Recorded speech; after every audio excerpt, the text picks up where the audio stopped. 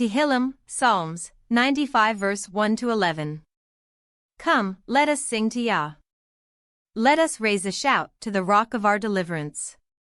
Let us come before his face with thanksgiving, let us raise a shout to him in song. For Yah is a great El, and a great sovereign above all mighty ones.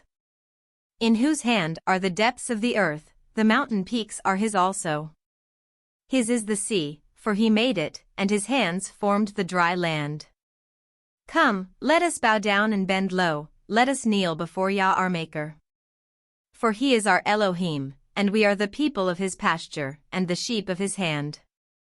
Today, if you would hear his voice, do not harden your hearts as in Meribah, and as in the day of Massah in the wilderness, when your fathers tried me, have proved me, though they saw my work.